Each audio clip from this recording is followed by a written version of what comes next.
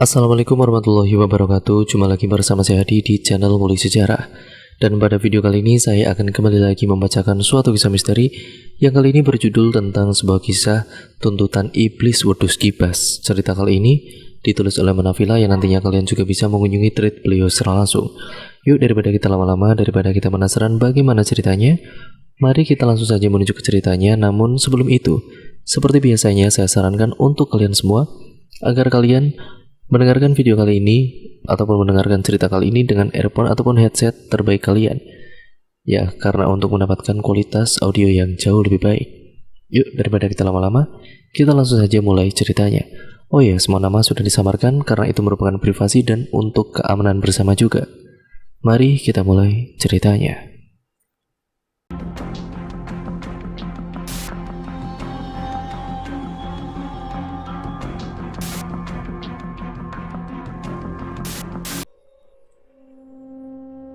Arum terlahir dari keluarga yang sederhana. Arum hanyalah seorang gadis polos yang tidak tahu apapun tentang apa yang akan menimpa keluarganya. Pak Rohim adalah seorang buruh tani yang menggarap sawah milik seseorang bersama Bu Robiah istrinya. Meski umur mereka tidak lagi muda, namun mereka hidup berkecukupan. Mereka dikaruniai 4 orang anak yang semuanya adalah seorang perempuan. Arum, Yuni, Rina, dan Uswatun adalah anak-anak Pak Rohim. Layaknya anak-anak lain di usia mereka yang saat ini masih tergolong masih sangat muda. Mereka bermain dan bersekolah sewajarnya. Hanya saja terkadang mereka membantu Pak Rohim dan Bu Robiah di sawah. Si Arumlah yang paling banyak dikenal warga karena kebiasaannya pula memanggil Pak Rohim dan Bu Robiah dengan sebutan Bapak Emak, membuat warga pun ikut-ikutan memanggil Bapak Emak. Kehidupan keluarga Pak Rohim baik-baik saja layaknya kehidupan tentram pada umumnya di desa. Namun semuanya berubah ketika Bu Robiah yang kerap disapa Emak mengatakan bahwa beliau hamil tua, yang konon menurut orang Jawa zaman dahulu, hamil tua adalah pertanda yang kurang baik. Meski begitu, mereka tidak percaya dengan mitos. Pak Rohim dan sekeluarga menyambut hangat calon anak sampai di kehamilannya yang ke-5 bulan. Pak Rohim bermimpi didatangi seekor kambing betina hitam, yang konon kambing ini dapat berbicara dan menyapa Pak Rohim. Hal itu terjadi selama 7 hari berturut-turut. Tidak yakin dengan mimpinya, Pak Rohim tidak bercerita hal ini kepada siapapun, meski ia masih kerap terbayang sosok yang ia temui dalam mimpi. Entah itu kambing atau binatang lain. Yang Pak Rohim ingat suaranya tidak seperti suara manusia normal, sangat halus dan memikat. Di malam kedua mimpi itu kembali datang. Dan kambing hitam itu juga kembali lagi. Kali ini ada yang berbeda dari mimpi sebelumnya. Badan si kambing tampak membesar seolah-olah ia sedang mengandung. Namun malam itu ia hanya mendengar satu kalimat, Jati Apit. Tidak ada yang tahu apa itu Jati Apit, termasuk Pak Rohim yang begitu penasarannya sampai menuliskannya dalam selembar kertas.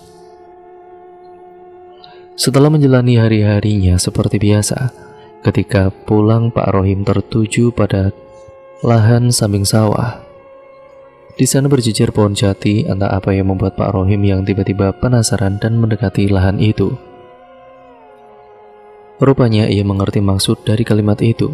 Jati Apit merujuk pada pohon jati, maka dilihat-lihatlah sore itu Pak Rohim berkeliling lahan jati sampai ia melihatnya.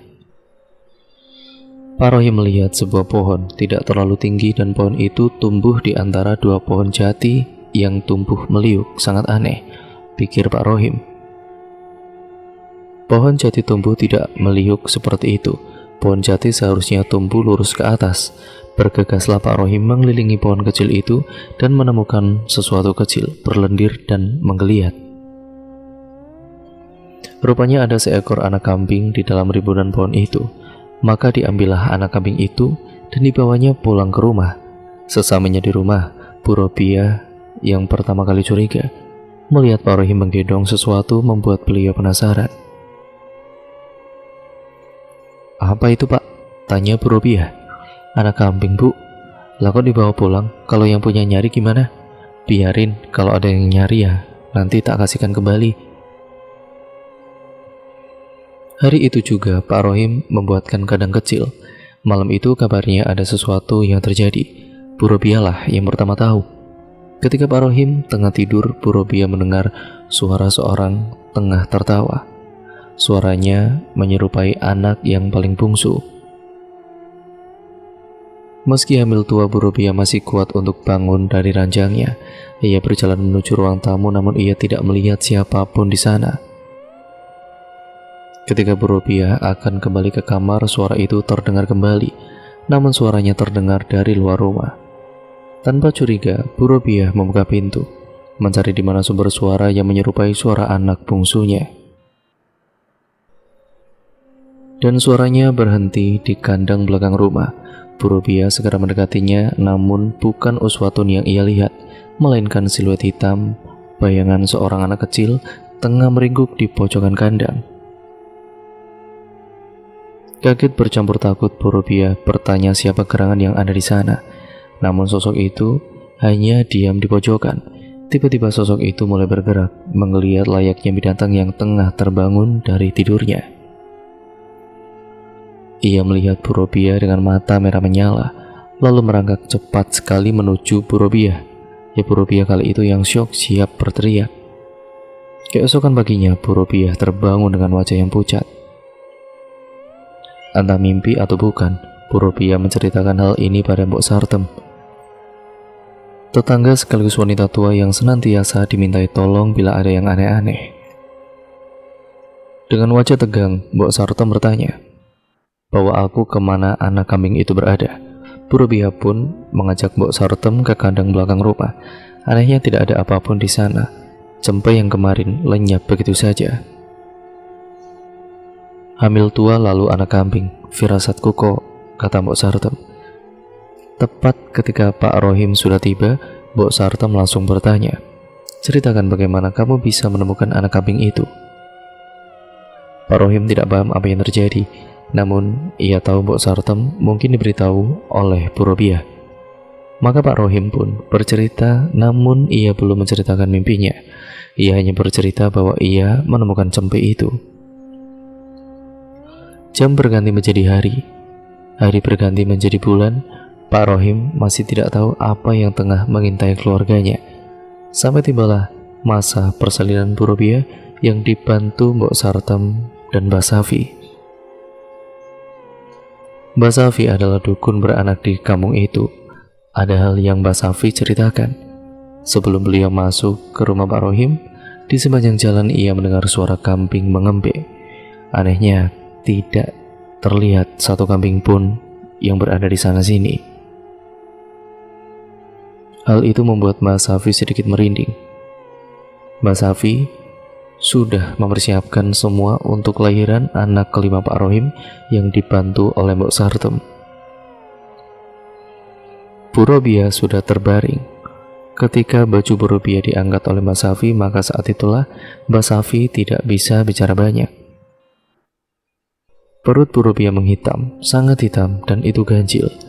Bahkan menurut Mbak Safi, ini kali pertamanya ia melihat hal semacam ini. Namun bukan kali pertama ia mendengar hal ini. Mereka menatap Bu Robiah dalam diam. Namun tangan dan badan gemetar, benar-benar sangat gemetar.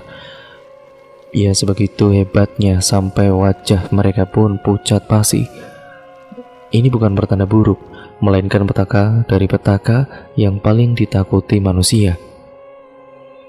Mereka tahu apa yang akan terjadi selanjutnya. Namun mereka tidak bisa menebak apa yang sedang dan akan menimpa mereka. Pak Rohim menunggu dengan cemas. Ia berharap akan mendapat seorang anak lelaki. Sudah 4 anak yang ia miliki, namun tidak ada satupun dari mereka mendapatkan seorang anak lelaki. Kecemasan yang semakin memuncak membuat Pak Rohim melupakan 5 mimpi yang dahulu pernah ia alami. Salah satunya adalah ketika kambing hitam itu menjamin Pak Rohim akan hidup enak, masyhur, dan juga akan kaya raya. Bila ia mau melakukan satu tugas kecil, yaitu menggorok cempe yang ia temukan, kemudian menguburkannya di halaman belakang rumahnya. Anehnya Pak Rohim tidak punya kuasa menolak, dan ia melakukannya tanpa bertanya akibat perbuatannya itu. Karena ketika Pak Rohim melihat Mbok Sartem bertanya tentang Cempe, ia tahu pasti ada sesuatu yang tengah terjadi namun tidak ia ketahui. Di mimpi terakhirnya Pak Rohim tidak lagi melihat makhluk itu, melainkan ia melihat dirinya yang bertanduk dan menyerupai wajah seekor kambing. Di tengah kegelisahannya, lamunan Pak Rohim buyar manakala ketika ia terperanjat saat mendengar suara kambing mengembik sangat keras. Semua orang tampak bingung, di mana seharusnya yang mereka dengar adalah tangisan bayi berubah menjadi suara kambing yang mengembik. Masih dalam suasana kebingungan, Pak Rohim terkejut begitu saja saat Mbah Safi berteriak memanggil namanya. Tepat ketika pintu dan Pak Rohim masuk, ia melihat istrinya lemas dengan mata merah karena menangis. Bingung menyelimuti wajah Pak Rohim. Mbah Safi dan juga Mbok Sartem menatapnya nanar penuh simpati, karena mereka menatap ke satu titik di mana dibalut kain putih dengan darah merah segar yang membasahi ranjang ada sesuatu yang hitam. Besarnya tidak melebihi tangan yang menelungkup itu adalah bayi mungil. Hanya saja bentuknya tidak menyerupai manusia sedikit pun. Kulitnya berkeriput hitam dengan bola mata menonjol keluar meski matanya terpejam. Dan hidungnya pesek dengan bibir panjang setelinga. Di kepalanya ada tanduk kecil dan beraroma busuk. Pak Rohim masih tidak mengerti sampai Mbok Sartem mengatakan, "Anakmu sudah meninggal, Him." Singkat ceritanya, semenjak kematian jabang bayi yang sudah ia damba-dambakan, yang kabarnya berkelamin laki-laki itu meninggal, Pak Rohim kini menjadi pribadi yang tertutup. Bahkan ia sudah lupa caranya menyapa tetangganya. Mbok Sartem dan juga Mbah Safi sepakat apa yang ia lihat dari itu tidak akan pernah ia ceritakan kepada siapapun, bahkan kepada Bu Robiah, istri Pak Rohim yang pada saat itu pingsan lemas, tanpa tahu apa dan bagaimana ia bisa melahirkan makhluk yang lebih terlihat seperti anakan kambing.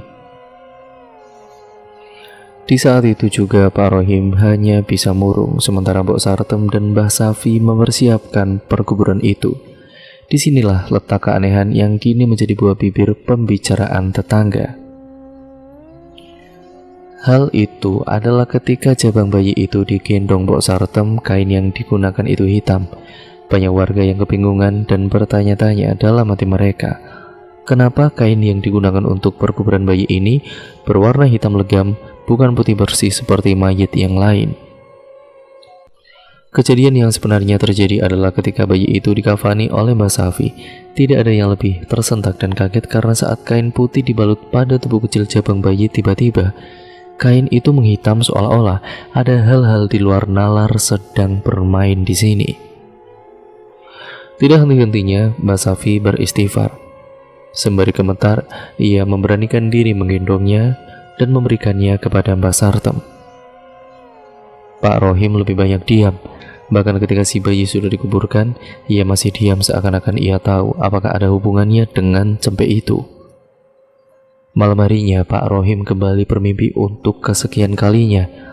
Namun di mimpinya yang ini Pak Rohim terjebak di sebuah tempat lapang yang diselimuti kegelapan total.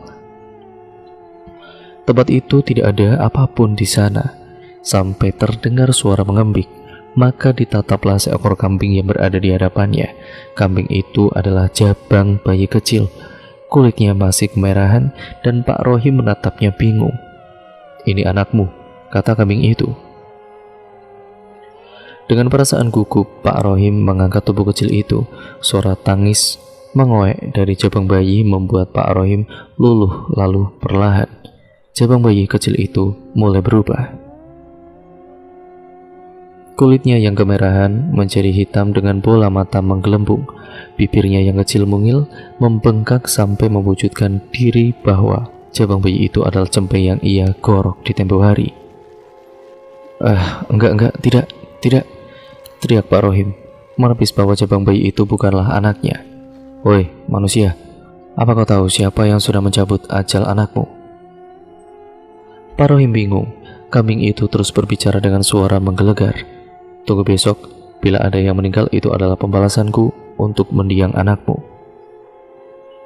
Keesokan harinya Pak Rohim bekerja seperti biasanya. Meski hari-harinya jauh lebih kelabu dibandingkan hari kemarin. Ketika Pak Rohim sedang membabat rumput di lahan yang ia garap, terdengar seseorang mendekatinya sembari berujar dengan nada tergopoh-gopoh. Pak Rohim, mohon maaf, Bapak sudah dengar?" Dengar apa?" "Mbok Sartem, tetangga sampean, baru saja meninggal." Kaget Pak Rohim teringat dengan kambing di dalam mimpinya. Hingga Pak Rohim berujar, "Karma." Desas-desus tersebar, kabarnya meninggalnya Mbok Sartem itu ganjil. Selain itu, mayitnya juga tidak kalah membuat orang geleng-geleng kepala. Salah satunya Mbok Sartem meninggal dengan bau seperti kambing lebus. Tidak hanya itu, sebelum meninggal Mbok Sartem kabarnya berteriak-teriak memaki dan mengutuk seolah-olah dia sedang berbicara dengan sesuatu. Di akhir kalimatnya, selalu satu kalimat yang terus terucap secara terus-menerus, yaitu "Iblis setan laknat." Namun, yang paling mengerikan, Mbok Sartem meninggal dengan memuntahkan darah yang warnanya hitam kemerahan yang menyerupai janin. Banyak orang yang mulai menyebar rumor, mulai dari santet hingga sangkut paut dari perbuatan demit setan. Namun Mbah Safilah yang tahu apa yang terjadi. Dia hanya diam saja.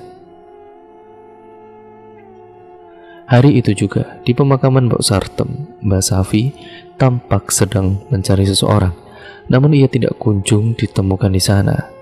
Sampai di sudut matanya, akhirnya ia melihat Pak Rohim yang berdiri jauh dari kuburan Mbok Sartem yang baru saja dikuburkan. Mbah Safi mengamatinya dengan bibir tersungging. Sebuah senyuman yang tidak sepantasnya terlihat dari seorang tetangga. Sudah lebih dari 5 hari Pak Rohim tidak pulang.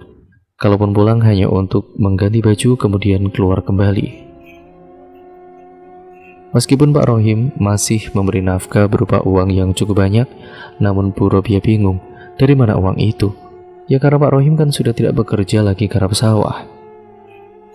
Pernah mereka tanpa sengaja melihat Pak Rohim berjalan. Anehnya, ketika disapa Pak Rohim seperti tidak mau dengar dan melanjutkan perjalanannya seolah-olah ia sengaja tidak menggubris niat baik tetangganya itu. Puncak keanehan yang disaksikan warga adalah Pak Rohim selalu berjalan dengan pose menggendong anak kecil, seolah-olah di tangannya itu sedang menggendong entah apa itu. Warga mulai curiga Pak Rohim sudah menjadi gila. Meski begitu, tidak ada yang berani menegur atau sekedar bertanya apa yang terjadi pada Pak Rohim. Karena bagaimanapun juga Pak Rohim pernah menjadi seseorang yang dihormati dan dituakan di kampung ini. Arum pernah melihat suatu malam ketika ia berniat untuk tidur, namun pikiran masih memaksanya untuk terjaga dan tiba-tiba dibangunkan dengan suara pintu berderit. Dengan cepat Arum berpura-pura untuk tidur. Di dalam kamarnya Arum tidur bersama ketiga adiknya dan disitulah ia melihat Pak Rohim, bapaknya masuk dan berjalan melewatinya dan ia membangunkan salah satu adiknya. Uswatun dengan nada suara berbisik seolah-olah si bapak tidak mau anak-anaknya yang lain dengar. "Tun, bangun nak," katanya. "Ikut bapak yuk, sebentar saja." Di dalam keremangan kamar, Arum melihat gelagat yang aneh dari si bapak. Seumur-umur ini adalah kali pertama bapak membangunkan anaknya di jam yang sudah selarut ini. Uswatun bangun meski ia masih mengantuk. Tanpa membuang waktu dari bayangan di gubuk, Arum melihat si bapak mengangkat Uswatun dan pergi meninggalkan kamar tanpa lupa menutup pintu kembali. Arum terbangun mengintip dari jendela kamarnya. Ia melihat si bapak pergi. Keesokan paginya Arum bangun dan hal pertama yang ia lakukan adalah mencari Uswatun yang rupanya sedang ada di dapur tampak lahap memakan seiris daging. Mereka saling menatap satu sama lain sebelum Arum mendekatinya. "Semalam kamu kemana?" Uswatun tampak bingung. Ekspresinya menunjukkan ekspresi ketidaktahuan apapun. "Kemana tambak? Atun tidak kemana-mana kok." Aneh namun Arum yakin ia melihat dengan mata kepalanya sendiri dan bagaimana bisa Atun mengatakan hal sebaliknya. Meski penasaran, namun Arum tidak bisa mendapatkan jawaban apapun dari Uswatun. Si bapak sendiri masih jarang pulang. Sekalipun ia pulang, paling hanya untuk mengganti bajunya saja. Di malam yang entah keberapa, di mana Arum kembali memergoki si bapak membawa Uswatun pergi, Arum nekat untuk mengikuti. Meski diliputi perasaan was-was dan ketakutan yang menjadi-jadi, Arum berjalan jauh di belakang. Mereka menuju sebuah jalan yang Arum tahu. Kebun itu adalah kebun jati. Apa yang dilakukan bapak dan juga Uswatun di tengah malam seperti ini, terlebih di sebuah kebun jati yang Arum tahu adalah salah satu tempat yang jarang didatangi oleh siapapun. Dinginnya malam tidak menghentikan rasa penasaran Arum. Sampai ia melihatnya, Arum melihat Uswatun di depan sebuah pohon rimbun. Pohonnya sendiri tidak lebih tinggi dari dirinya, namun di depan pohon itu ada banyak sekali berisi bunga dan sesaji, lengkap dengan jarum dupa di atasnya. Uswatun kemudian melahap isi lunyah itu dengan tangan kosong. Sementara si bapak hanya duduk menyaksikan anak bungsunya melahap habis apa yang ada di depannya, termasuk bebungaan dan kopi hitam itu. Jantung Arum berdegup kencang tidak karuan. Sebelum terdengar suara mengembik di belakangnya, Arum terdiam kaku lalu jatuh pingsan. Arum terbangun dengan kondisi demam tinggi, namun ia masih mengingat jelas apa yang ia lihat. Pak Rohim duduk di sampingnya dengan menatapnya dingin, namun tidak sepatah kata pun keluar dari mulutnya. Apakah ini cara bapak membangunkan anaknya? Seperti biasanya, seperti tidak ada yang terjadi kepadanya. Namun semenjak itu, hanya Uswatun yang memandang Arum dengan tatapan penuh kebencian. Selebihnya ia tahu, Uswatun bukan lagi seperti adik bungsunya lagi. Mbak, seseorang menggoyangkan tubuh Arum. Sebelum ia menyadari siapa yang membangunkan dirinya, ia melihat Rina, wajahnya panik. Apa Rin? Tanya Arum ikut panik. Atun gak ada di tempatnya.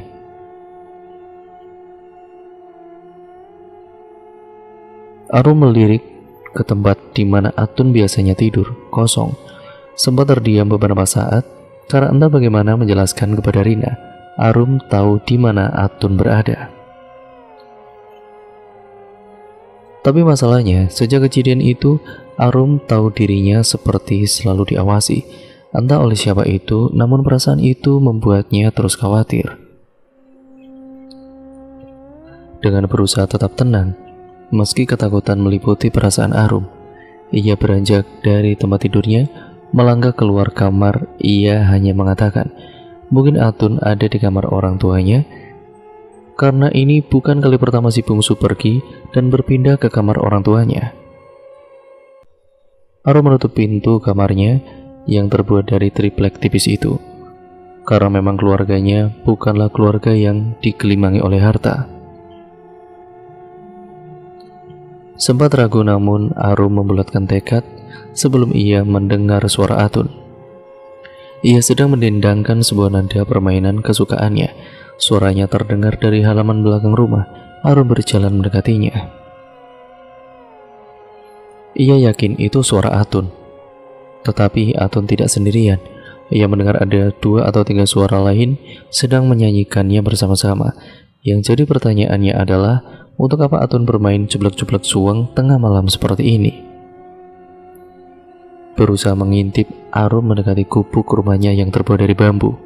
Di sela-sela lubang itu ia mendekatkan wajahnya, melihat dengan seksama. Namun tepat ketika Arum melihat figur Atun yang tengah duduk bersila, nyanyian mereka berganti menjadi kesunyian. Kesunyian itu membuat suasana saat itu menjadi begitu mencekam, seolah-olah mereka tahu seseorang sedang mengamatinya. Di tengah pikirannya tentang mereka, Arum melihat Atun. Kepalanya menoleh tepat di mana Arum berdiri menatapnya. Jantung Arum rasanya seperti mau copot. Ia ingin lari dan kembali ke atas ranjangnya. Namun semua ini membuat Arum penasaran. Dengan nekat Arum mengintip kembali, namun yang dia dapat tepat di lubang itu, mata mereka saling bertemu. "Mbak," kata Atun, ia memanggil nama Arum. "Ayo main." Karena seperti tertangkap basah, maka Arum melangkah keluar, membuka pintu belakang rumahnya dan dilihatnya Atun mengamatinya dengan senyuman ganjil yang menakutkan. Arum mengikuti langkah Atun, penasaran dengan suara siapa yang ia dengar tadi. Arum dibuat dia mematung, manakala ia melihat di hadapannya ada Rina dan Yuni, duduk bersila seolah menunggu mereka bila Rina dan Yuni ada di sini bersama Atun. Lalu siapa yang ada di dalam kamar? Meski puluhan pertanyaan muncul di dalam pikirannya, Arum mencoba untuk tenang dengan apa yang terjadi. Ia duduk bersila, sama seperti yang lain. Sampai ia mendengar Atun mengatakan, "Yang jadi, Pak Ampo, kamu dulu ya Mbak." Awalnya ragu, namun Arum mengiyakan permintaan Atun. Ia tahu, akhir-akhir ini hubungan mereka seperti berjarak dan Arum tidak tahu apa alasannya.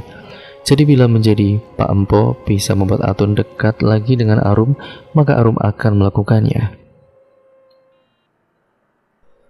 Semuanya tahu apa itu Pak Empo dalam permainan cuplek-cuplek suang. Pak Empo akan menjadi penebak dalam permainan ini, karena sejatinya permainan ini adalah permainan untuk mencari batu yang akan disembunyikan di salah satu telapak pemain lain. Namun masalahnya Pak Ampo haruslah diwajibkan untuk berbaring terlungkup. Sementara pemain lain mulai menyanyikan lagunya, sekaligus membuat batu itu agar Pak Ampo tidak tahu di mana batu itu berada. Maka Arum mulai berbaring tertelungkup menghadap lantai, sementara tiga saudaranya mulai bernyanyi. Anehnya ketika Arum tertelungkup, ia merasa ada pemain keempat di antara mereka. Meski begitu, Arum lebih takut tentang suara lain yang ia dengar, suara yang tidak pernah ia kenal, sampai akhirnya ia mencium aromanya, aroma kambing itu kembali. Di antara mereka ketika sampai di lirik Sapangguyu Leli Kake, maka Arum mulai membuka matanya, menatap ketiga adiknya tanpa tahu di mana ia merasakan pemain keempat itu berada. Semua wajah adiknya mengisyaratkan ekspresi wajah yang sama, pucat dan begitu datar, tidak seperti adik-adiknya selama ini. Arum menunjuk Atun. Ia memilih tangan kirinya, maka Atun membuka tangannya dan batu kerikil itu tidak ada di sana. Sekarang ia menunjuk Rina. Rina juga sama, di atas telapak tangannya batu itu tidak ditemukan. Maka Arum harus kembali menjadi Pak Ampo. Hal ini terus terjadi lebih dari 7 kali. Ketika Arum mulai telungkup lagi, terdengar suara tertawa yang membuat Arum tidak nyaman, seolah-olah ketika adiknya mengerjainya, bahwa sebenarnya batu itu memang tidak pernah ada, bahkan sejak permainan dimulai. Arum menunggu ketika adiknya mulai menyanyikan liriknya, namun mereka tidak kunjung menyanyikannya. Arum bingung ingin membuka matanya, namun ia ingat ia adalah Pak Empo dan tidak diizinkan baginya membuka mata sampai nyanyian disenandungkan. Saat itu, bisikan itu terdengar, "Mati." Suaranya begitu sangat dingin dan juga menusuk. Ia tahu itu bukan suara adik-adiknya. Apakah itu suara pemain keempat yang sedari tadi ia rasakan? Angin dingin tiba-tiba berhembus. Arum terjebak dalam keheningan yang membuat ketakutan memenuhi isi kepalanya. Di tengah Arum menunggu, terdengar suara familiar yang membuat Arum tersentak. "Ngapain kamu ada di sini?" Arum melihat Ibu Robia, menatapnya dengan tatapan tajam. Tidak hanya Bu Robia yang membuat Arum kaget, rupanya ketiga adiknya tidak ada di sana. Jadi sedari tadi, berarti Arum hanya sendirian di sini. Meski amarah Bu Robia meluap-luap, Arum hanya diam. Tidak terpikirkan untuk menceritakan semuanya, dan ketika Arum masuk kamar, ia melihat ketiga adiknya tertidur lelap. Termasuk Atun yang sedari tadi nampaknya tidak pernah terbangun dari ranjangnya. Hanya saja aroma kambing itu belum juga hilang dari penciuman di hidungnya. Sejak malam itu banyak kejadian yang terjadi dan rumah Arum suasananya sudah sangat berbeda. Namun ada satu hal yang Arum ingat, entah sejak kapan rumahnya jadi sering dilewati oleh seseorang yang Arum kenal, yaitu Mbak Safi. Dukun beranak itu kadangkala melewati rumahnya seperti mengawasi. Tidak hanya itu, Atun adik bungsunya juga mulai aneh. Dia seringkali menjauhkan diri dari ketiga kakaknya, tidak mau makan sampai sering terlihat menyendiri. Hal ini membuat Arum curiga ada yang disembunyikan oleh Atun. Puncaknya saat Atun muntah di kamar. Muntahannya sendiri bukan muntah sembarangan, melainkan muntah darah kehitaman, darah yang seperti sudah lama mengendap dalam tubuhnya. Bu Robiah yang paling khawatir, namun Pak Rohim tampak tidak peduli. Beliau masih sering pergi entah kemana dia berada. Sampai akhirnya perlahan penyakit misterius yang menyerang Atun berujung pada nyawanya. Ini terjadi tepat di malam hari. Atun berteriak seperti orang yang kerasukan. Arum dan kedua adiknya hanya bisa melihat Atun yang mencakar-cakar badannya. Tidak hanya itu, ia juga menghantamkan kepalanya ke semua benda di sekelilingnya dan membuat tetangga berkerumun datang. Hingga tepat subuh di rumah sakit, Atun meninggal dunia. Suasana rumah Bu Robiah ramai orang dan seseorang yang paling dicari itu muncul. Pak Rohim pulang dengan mata marah mengawasi semua warga tanpa geram dengan apa yang Pak Rohim lakukan. Entah apa itu, Arum hanya menatap nanar wajah Atun untuk terakhir kalinya sebelum liang lahat menutupi wajah adik bungsunya. Yang ia tahu, Atun meninggal dengan cara yang tidak wajar. Hanya Arum yang tahu bahwa sebelum Atun meninggal, ia menyerupai wujud seekor kambing. Di tengah duka itu, Arum mencuri dengan Pak Rohim dengan seseorang. Ia kenal dan tahu siapa itu. Mbak Safi tampak bersih tegang dengan bapaknya. Entah apa yang ia bicarakan, Mbak Safi hanya mengatakan, "Sudah hentikan saja semuanya, sebelum semua anak-anakmu diambil di depan mukamu." Dengan wajah tidak berdosa, Pak Rohim hanya menjawab pelan, "Bukan urusanmu." Wedus kibas, itukah jenis iblis atau jin yang menuntunmu? Mbok Sartem tidak bersalah sepenuhnya. Memang anak iblismu pantas mati. Setelah mengatakan itu, Mbak Safi pergi meninggalkan Pak Rohim sendirian. Namun, di matanya kematian Atun banyak menimbulkan pertanyaan. Selain hal itu, banyak warga yang juga melihat gelagat aneh Pak Rohim. Namun tidak ada yang berani menegur apalagi bertanya apa yang sedang Pak Rohim lakukan. Setelah kematian Atun, Pak Rohim yang dikenal warga permata pencarian sebagai buruh tani tiba-tiba menjadi orang yang kaya raya. Tidak ada yang tahu dari mana dan juga di mana Pak Rohim mendapatkan sumber kekayaan itu. Sebegitu kayanya sampai mampu membeli tanah yang luas. Tanah yang ia beli adalah tanah di mana kebun jati itu berdiri. Dibangunlah rumah besar dengan 2 lantai, lengkap dengan semua tetek bengeknya, menyerupai orang kaya baru. Sampai sini masih tidak ada yang berani mempertanyakan dari mana sumber kekayaan itu. Mulai banyak orang yang membicarakan tentang pesugihan, bersekutu dengan setan, atau melakukan tindakan ilegal. Akan tetapi tidak ada yang bisa membuktikan ucapan itu. Ada hal yang menarik semenjak berita kehebatan Pak Rohim ini menyebar. Banyak keanehan yang membuat warga curiga. Salah satunya adalah tidak ada lagi yang pernah melihat Bu Robiah, Yuni, dan juga Rina. Padahal kabarnya beliau ada di dalam rumah besar itu yang sekarang dijaga ketat. Hanya anak sulungnya saja yang sering keluar rumah, itu pun tidak ada warga yang berani mendekat.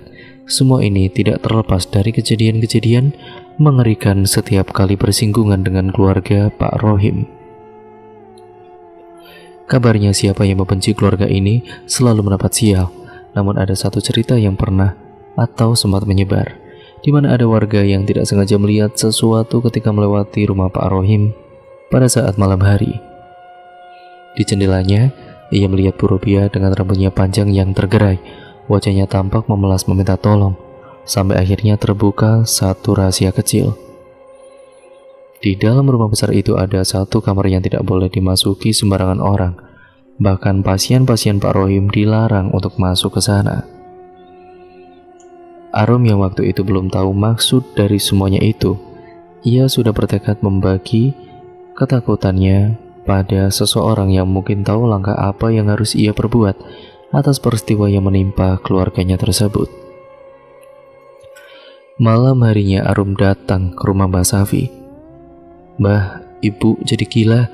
Mbak Safi hanya diam, matanya menerawang jauh. "Adikmu sebagaimana?" Heran bercampur bingung. Sepertinya Mbak Safi tahu apa yang terjadi di dalam rumahnya. Seharusnya tidak ada yang tahu apa yang terjadi, mengingat bagaimana si bapak menutup semua akses peristiwa di dalam rumahnya. "Rina lumpuh, Mbah." Saat itulah wajah tua yang lelah itu akhirnya menangis. "Lumpuh bagaimana maksudmu?" Arum mulai menceritakan semuanya. Dimulai ketika pertama mereka menginjakan kaki di atas tanah itu. Arum tahu di mana rumah itu dibangun apabila di atas tanah di mana Arum menyaksikan adik bungsunya dulu. Hatun malam itu masih teringat suara marah dan penuh kelakar ibunya agar Pak Rohim menyudahi apa yang sudah ia lakukan. Bukan tidak tahu, namun Bu Robiah sangat memahami apa yang sedang Pak Rohim lakukan. Termasuk setiap malam, kemana Pak Rohim berada, apalagi jika bukan bersekutu dengan iblis. Bauan amis yang awalnya Bu Robiah tidak tahu itu tercium dari aroma mulut Pak Rohim. Perlahan kejanggalan itu semakin terungkap manakala Bu Robiah sampai harus berpuasa dan sholat malam, yang konon membawanya untuk menyaksikan suaminya tengah mengunyah cempe yang dahulu tidak ditemukan arah batangannya. Ternyata terkubur di belakang rumahnya. Tidak hanya itu, di mimpi yang membuat Bu Robiah tidak bisa bersikap tenang itu adalah ia melihat Pak Rohim selalu membawa anak itu di punggungnya. Pose sedang menggendong anak itu adalah gambaran dari orang yang tengah memelihara iblis dalam hidupnya. Namun Pak Rohim memilih bungkam dan selanjutnya teror itu mulai membuat Bu Robiah kehilangan akalnya. Arum masih ingat bagaimana akhirnya ibunya mulai kehilangan akal saat mulai menangis. Mbak Safi hanya mendengarkan, sementara Arum seolah bingung apakah ia harus melanjutkan ceritanya. Sampai akhirnya kalimat itu terucap. Setelah Rina, Yuni yang akan menerima dosanya, baru setelah itu kamu yang akan menanggungnya. Arum adalah salah satu gadis primadona kampung ini, namun tidak ada yang menyangka ia memiliki garis nasib yang sangat sial. Meski begitu, ia tahu Mbak Safi masih menyembunyikan banyak hal. Namun entah apa yang disembunyikan sepertinya menyangkut misteri tentang bapaknya. "Saya harus apa, Mbah?" Ia menatap wanita tua yang tampak salah tingkah. Seperti dugaan Arum benar kalau ada rahasia yang disembunyikan, maka Mbak Safi mengatakannya hari itu juga. 14 hari dari hari ini, kamu kembali lagi ke sini. Ada sesuatu yang harus kuberikan. Arum pun mengangguk dan bersiap pamit, namun Mbak Safi memanggil lagi. "Sebentar, Nak." Mbak Safi masuk ke dalam kamarnya, kemudian keluar membawa 4 helai bunga kamboja. "Bawa saja, Mbak tidak bisa melayat." Kaget, Arum bertanya apa maksudnya, namun Mbak Safi mengantar Arum keluar lalu menutup pintu gubuknya rapat-rapat. Tersimpan tanda tanya besar dalam benak Arum ketika ia pulang. Namun 4 helai bunga kamboja, apalagi bila bukan pertanda kematian. Pertanyaan Arum terjawab ketika di jalan bertemu beberapa orang, mengamatinya dengan mimik wajah yang prihatin. Dan ketika Arum sampai di depan rumahnya, ia melihat bapaknya, yaitu Pak Rohim, sudah menunggunya dengan mata berapi-api. "Dari mana kamu?" Arum tidak menjawabnya. Ia fokus melihat apa yang ada di belakang bapaknya. Di sana ada 2 jasad yang ditutup selendang. Ketika ia mendekat, adiknya Yuni memberitahunya, "Ibu sama Rina meninggal, Kak." Detik itu waktu seperti berhenti.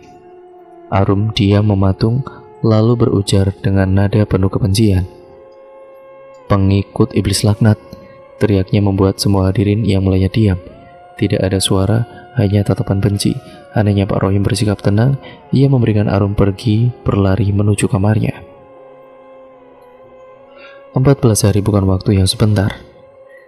Selama 14 hari itu, Pak Rohim juga tidak pernah mengizinkan adanya pengajian atau apapun yang berhubungan dengan agama. Hal itu tentu menjadi perhatian warga kampung. Banyak dari mereka yang mulai curiga dengan ucapan Arum. Benarkah iblis itu ada di sore buta?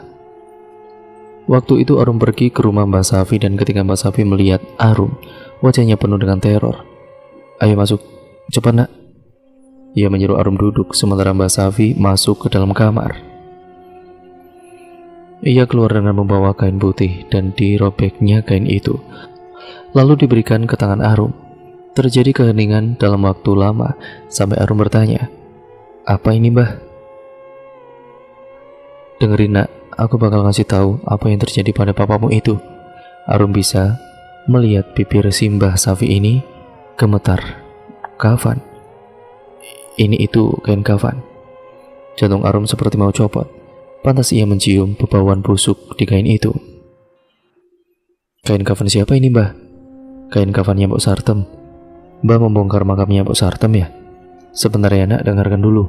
Yang membuat Mbok Sartem meninggal adalah bapak kamu." Hari itu Arum seperti disambar petir. "Palawijah," kata Mbak Safi. "Makhluk ini adalah nama makhluk yang bawa kain kafan ini. Simpan di dekat kamu. Lalu dengarkan pesanku ini, jangan tidur di bawah jam 12. "Apa itu Palawijah?" Mbak Safi seperti tidak ingin melanjutkan percakapan ini. Menenggak kopi hitamnya, lalu mulai bercerita. "Ceritanya panjang, tapi kamu harus tahu. Palawijah adalah kambing yang menjelma menjadi manusia. Dahulu ada orang yang melahirkan anak tidak normal. Badan manusia, tapi kepala mirip kambing. Kabarnya anak bayi itu dikubur di sini, di desa ini, tapi tidak ada yang tahu di mana tempat pastinya. Kalau kata Mbok Sartem, bapakmu lah yang menemukan kuburannya itu. Pintar menipu manusia, bapakmu sudah terjerumus sama iblis satu ini. Kamu pulang saja, pesanku cuma satu, jangan sampai hilang kain kafan ini." Seperti apa yang dikatakan Mbak Safi, Arum tidak pernah lagi tidur di bawah jam 12. Ia sengaja mengikat kain itu di pergelangan tangannya seolah-olah itu gelang penjaganya. Dan di malam yang entah keberapa, Arum ingat ada satu kamar di dalam rumahnya yang tidak boleh ataupun yang tidak pernah dimasuki oleh siapapun. Malam itu Pak Rohim pergi sedari sore tadi. Di luar tengah hujan lebat, hanya ada Arum dan Yuni serta dua pembantunya. Dengan perasaan bimbang, Arum pergi menuju ke kamar Pak Rohim, kamar yang tidak pernah boleh dimasuki siapapun. Baru saja ia menutup pintu kamarnya, Arum dikejutkan oleh Yuni. Yuni menatapnya dengan tatapan datar. Sebelum Arum bertanya kenapa Yuni masih terjaga di jam malam seperti ini, tiba-tiba Yuni tertawa cekikikan dan berlari meninggalkan Arum dengan wajah kebingungan. Tanpa menghiraukan Yuni, Arum tetap berjalan menuju kamar Pak Rohim. Tercium aroma wewangian yang biasa Pak Rohim gunakan. Sangat familiar, namun memuakkan bagi Arum yang sudah lupa bahwa ia punya figur seorang bapak. Ketika Arum tepat di depan pintu itu, ia tahu kalau ia tidak sendirian, dan anehnya, pintu itu bisa dibuka dengan sangat mudah. Maka Arum melesat masuk, dan hal pertama yang Arum lihat adalah temboknya ditutup dengan kain hijau zamrud, membuat Arum merinding. Ada rahasia di dalam sini. Tanpa membuang waktu, Arum mengamati setiap detail kamar ini. Banyak topeng anggon dari barong sampai wurukan. Banyak keris terpajang di atas meja, lengkap dengan kemenyan yang dibakar di atas bak tanah liat kecil. Namun Arum terfokus menatap satu titik.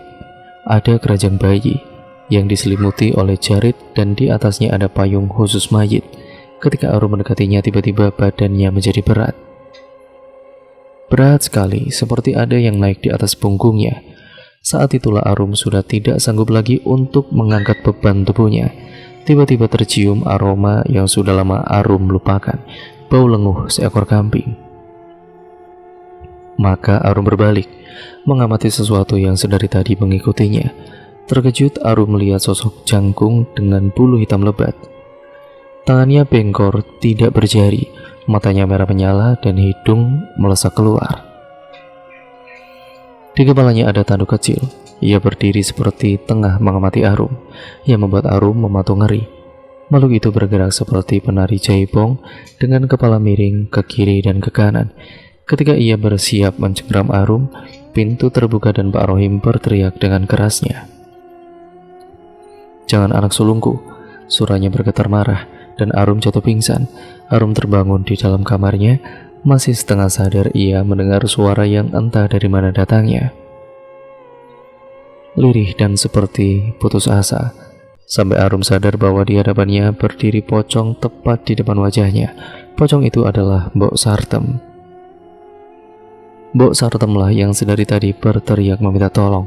Namun Arum ketakutan setengah mati melihat langsung dua makhluk yang wujudnya tidak pernah Arum bayangkan sebelumnya, membuat Arum sampai berpikir lebih baik ia pingsan lagi saja. Dan harapannya terwujud, karena sekarang yang ada di hadapannya adalah bapaknya, Pak Rohim, yang tengah menatap Arum dengan wajah penuh amarah sembari mengangkat sesuatu yang Arum kenal.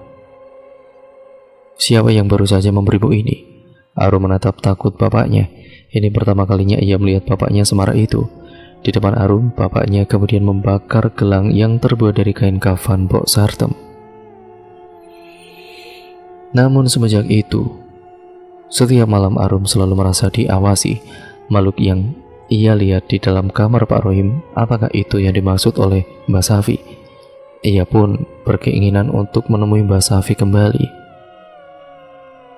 Sampai Arum tersadar, di depan pintu kamarnya, Yuni mendekati Arum yang terbaring di atas ranjangnya, lalu kemudian mengatakan, "Mbak, ayo main cublek-cublek suang." Arum hanya diam. Ia tidak tahu harus menjawab apa. Permainan ini mana bisa dimainkan hanya oleh dua orang. Ya tidak bisa lah, Yun. Memang gimana caranya? Kenapa gak bisa? Siapa lagi yang main? Kalau berdua mana bisa? Itu ada Atun sama Rina di samping Mbak. Semenjak saat itu Arum merasa semakin lama semakin semuanya ini menjadi aneh. Meski kain kafan yang diberi oleh Mbak Safi sudah dibakar oleh Pak Rohim, namun Arum masih merasa bahwa sesuatu tetap mengawasinya. Di suatu malam, tanpa sengaja Arum melihat ke halaman belakang rumahnya, tempat di mana sore tadi Pak Rohim mendirikan sebuah ayunan tua. Pak Rohim tampak berdiri sendirian, menyendiri menatap ayunan di depannya yang tengah bergerak-gerak, tanpa ada yang mendorongnya. Ya karena penasaran, Arum pun mendekat ke jendela. Dilihatnya lebih jeli, apakah matanya tidak salah melihat hal itu. Mengikuti naluri penasarannya, Arum berjalan turun, berharap bisa mendekat, mencari tahu apa yang bapaknya lakukan di sana, dan sampailah ia di dapur rumah. Tempat di mana jarak antara dirinya dan Pak Rohim tidak begitu jauh. Di sana ia mendengarkan Pak Rohim yang tampak sedang berbincang. Yang jadi masalahnya tidak ada satupun orang di sana, kecuali Pak Rohim dan ayunan yang bergerak dengan sendirinya itu. Sampai Arum dikejutkan dengan suara familiar yang ia kenal. "Atun pulang ya, Mbak?" Dengan kaget, Arum kemudian melihat Yuni sudah berdiri di belakangnya.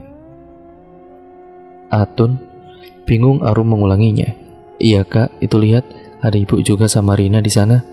Arum tidak mengerti apa yang terjadi di dalam keluarganya. Apakah hanya dirinya yang tidak bisa melihatnya, sampai ia mengingat dan menanyakan kepada Yuni. "Yun," kata Arum. "Iya Kak, kamu pernah lihat gak? Ada manusia, wajahnya menyerupai kambing, tinggi, berbulu hitam. Di kepalanya ada sepasang tanduk." Yuni pun mengangguk. "Adik," ucap Yuni, seraya menunjuk Arum. Diam, terdiam, mencoba mencerna maksud perkataan Yuni. "Adik." Sampai Arum baru sadar, Yuni tidak menunjuk dirinya, namun ia menunjuk sesuatu di belakangnya. Sosok yang Arum bicarakan rupanya sedari tadi berdiri di belakang Arum, sampai akhirnya Arum merasa sentakan kuat mencengkeram lehernya dan menghantamkannya ke lantai. Suara terakhir yang ia dengar adalah suara Pak Rohim berteriak marah dan mengatakan, Jangan anak pertamaku, jangan. Lalu semuanya menjadi sangat gelap. Pak Arum meninggal ditemukan tewas dengan kondisi tergantung di dalam kamar di rumah besar miliknya. Sontak berita itu tidak hanya menghebohkan warga kampung, namun membuat resah bahwa memang ada yang salah dengan keluarga Pak Rohim. Setelah anak sulungnya meninggal, Pak Rohim sama sekali tidak menunjukkan ekspresi sedih. Bahkan Pak Rohim tampak tersenyum melihat jasad anaknya yang seharusnya menjadi satu-satunya yang ia jaga, namun berakhir dengan kematian yang sangat-sangat tragis. Dan setelah kematian keluarga, kekayaan yang dimilikinya semakin bertambah banyak. Para warga yang melihat itu pun sangat yakin bahwa semua anggota keluarganya mati dijadikan tumbal.